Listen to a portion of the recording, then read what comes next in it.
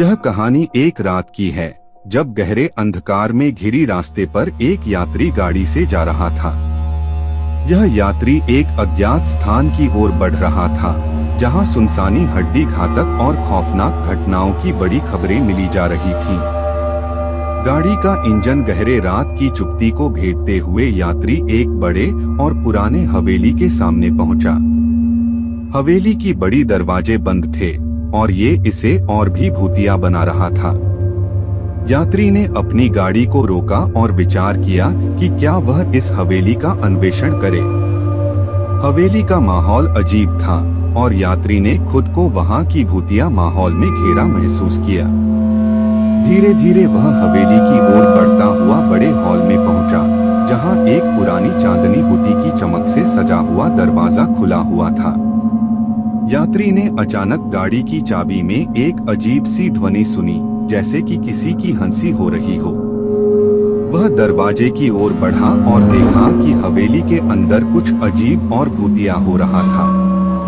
Hall की चमकती हुई सीढ़ियों से वह सुनने लगा कि किसी की कदमों की आवाज बड़े तेजी से उचित हो रही है।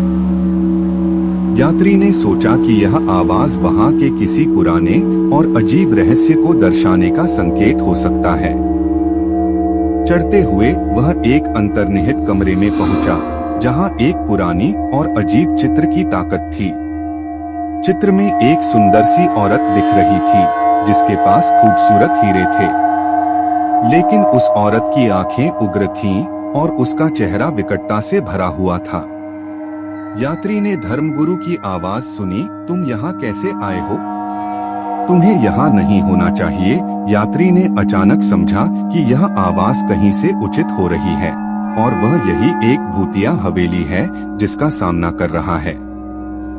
उसने तुरंत वहां से बाहर निकलने का निर्णय किया और गाड़ी में वापस बैठ गया। जैसे ही वह वहां से बाहर निकला, हवेली का दरवाजा खुद बंद हो गया, जैसे कि किसी अदृश्य बल की शक्ति ने उसे वहां से बाहर धकेल दिया हो। यात्री ने गाड़ी को तेजी से पलटा और भागते हुए वहां से दूर निकल गया। उसका दिल धड़क रहा था और वह यही सोच रहा था कि शायद किसी अद्भुत रहस्यमय शक्ति ने उसे उस भूतिया हवेली से बचा लिया था।